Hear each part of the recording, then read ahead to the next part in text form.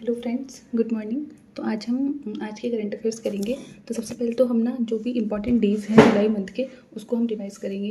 तो सबसे पहले तो फर्स्ट जुलाई को हम क्या सेलिब्रेट करते हैं। फर्स्ट जुलाई को हम सेलिब्रेट करते हैं तो national doctors day, GST day और एसबीआई का फाउंडेशन डे। सेकेंड जुलाई हम सेलिब्रेट करते हैं वर्ल्ड स्पोर्ट्स जर्नलिस्ट डे 2025। फिर 7 जुलाई को हम मनाते हैं by product day. 11 July most important है वर्ल्ड पॉपुलेशन डे। 15 जुलाई को यूथ स्किल डे। फिर 16 जुलाई को world snake day.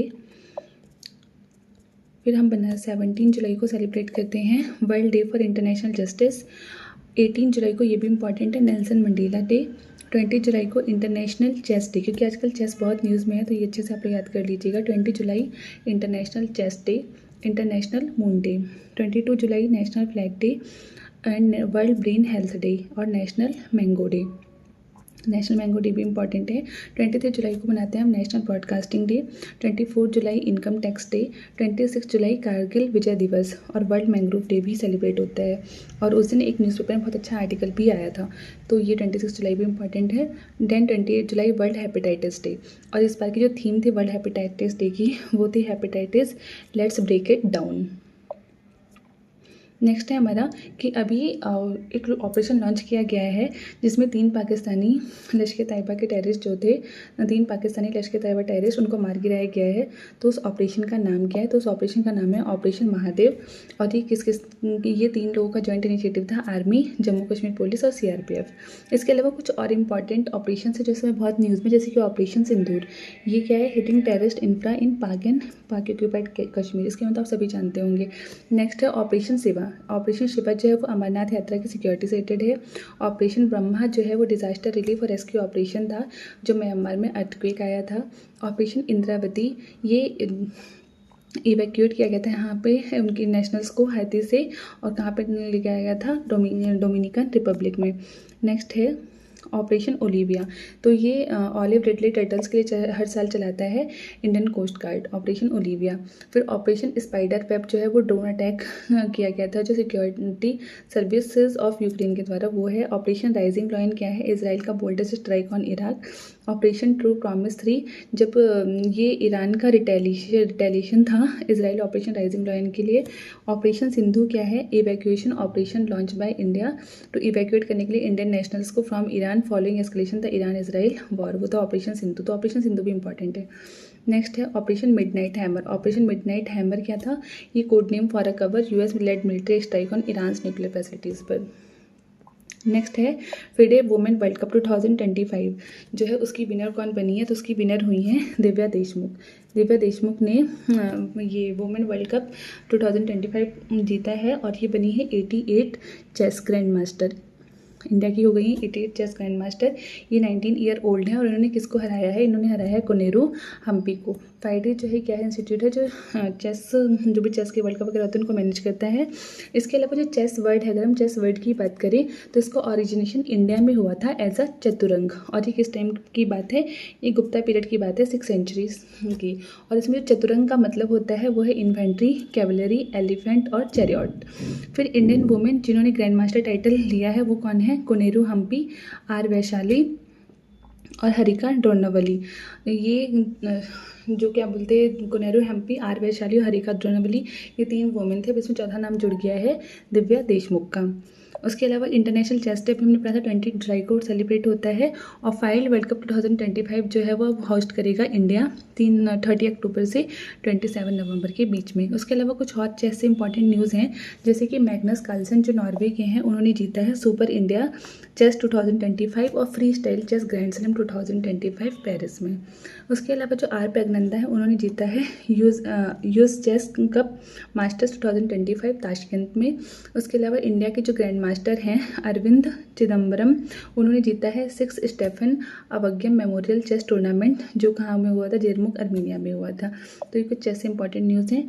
Next news है हमारी ग्लोबल स्पेक्स 2030।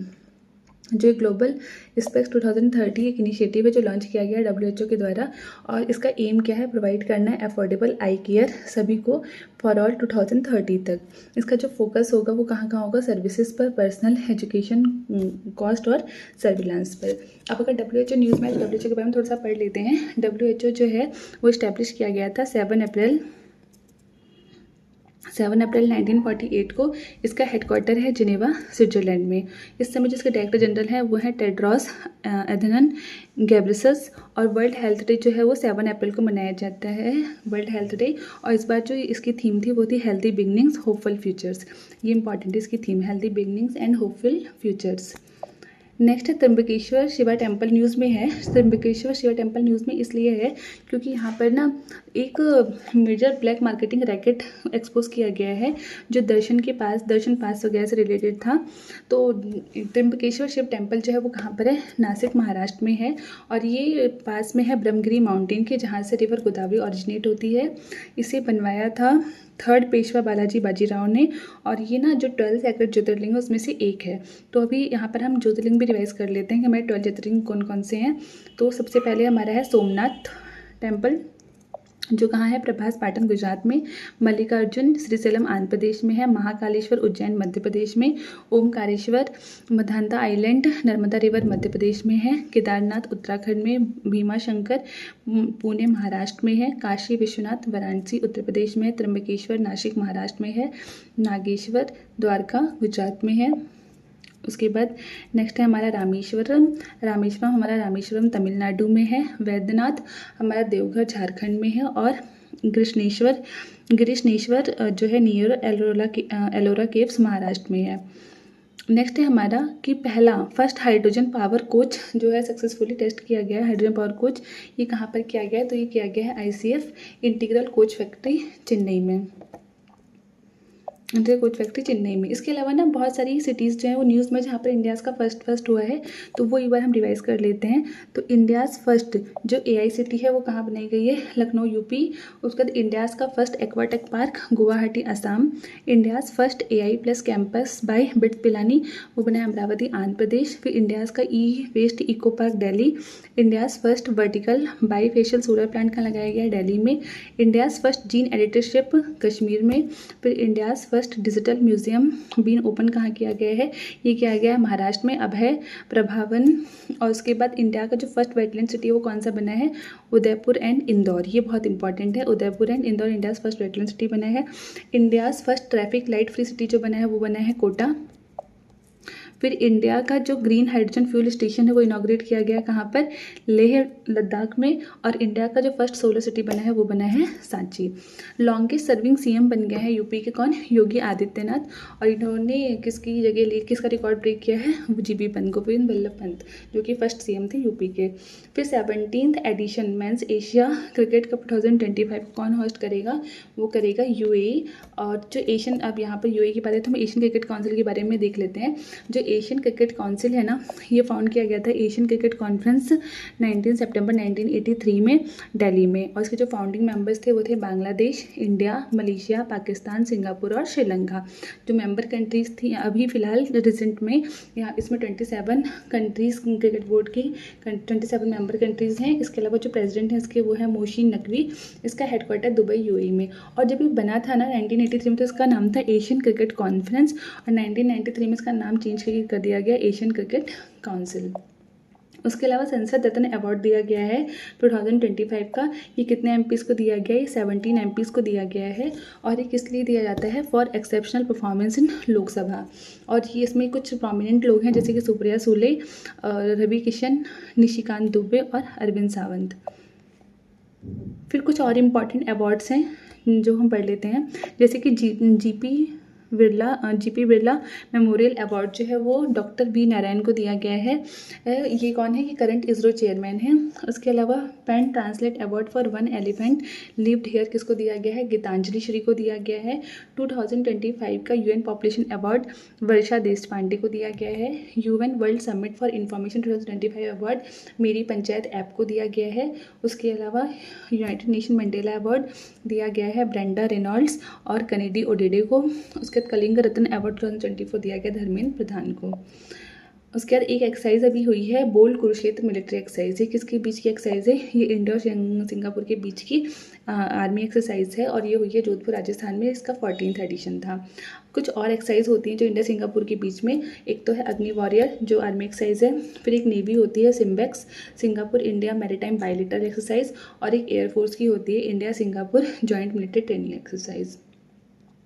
जो सेकंड हाईएस्ट रनर स्कोरर हैं टेस्ट क्रिकेट में वो बन गए हैं, second highest run scorer in test cricket वो हैं जॉय रूट इंग्लैंड के। और फर्स्ट पर कौन है, फर्स्ट पर सचिन तेंदुलकर हैं। फिर नेक्स्ट है गोल्डन जैकाल। जो गोल्डन जैकाल है वो न्यूज़ में है केरला, क्योंकि यहाँ पर गोल्डन जैकाल का ना हैबिटेट चेंज हो रहा है, तो वहाँ से न्यूज़ निकल कर आई है। तो गोल्डन जैकाल के बारे में पढ़ लेते हैं। तो बिलोंग करते हैं कैनेडियन फैमिली से, ये बिलोंग करता है कैनेडियन फैमिली से। इसका टाइप अगर बात करें तो ये medium size wolf like canid होता है। इसका नेचर होता है ऑमनीवोरस और अपॉर्चुनिस्टिक फीडर होता है ये। उसके अलावा ये नॉक्टर्नल होता है अगर ह्यूमन एरिया में, ह्यूमन हैबिटेट में रह रहा है, और अगर वाइल्ड एरिया में रह रहा है तो पार्शियली डायोरनल भी होता है। उसके अलावा आयुसिन की बात करें तो आयुसिन का स्टेटस का लीस्ट कंसर्न का है, साइट्स की अपेंडिक्स 3 में आता है, और वाइल्ड लाइफ प्रोटेक्शन एक्ट 1972 के शेड्यूल 1 में आता है। यहाँ पे इसको हाईएस्ट प्रोटेक्शन दी गई है। इसके रीजन की बात करें तो इंडिया के अलावा नॉर्थ एंड ईस्ट अफ्रीका में, साउथ ईस्ट यूरोप में, और साउथ एशिया से म्यांमार तक मिलता है। इकोलॉजिकल सिग्निफिकेंस भी है इसका, क्योंकि ये क्या है, एक तो की स्टोन स्कैवेंजर है और सपोर्ट करता है मैंग्रोव और ग्रासलैंड को। मतलब ये ना कई बार dead and decay organic matters को भी फीड करता है। तो इस वजह से इसका इकोलॉजिकल सिग्निफिकेंस भी है कि इससे बहुत सारी जो क्या बोलते हैं एक इकोलॉजिकल बैलेंस को मेंटेन करके रखता है। तो ये हमारे कुछ आज के करंट अफेयर्स थे। तो थैंक्स फॉर वॉचिंग।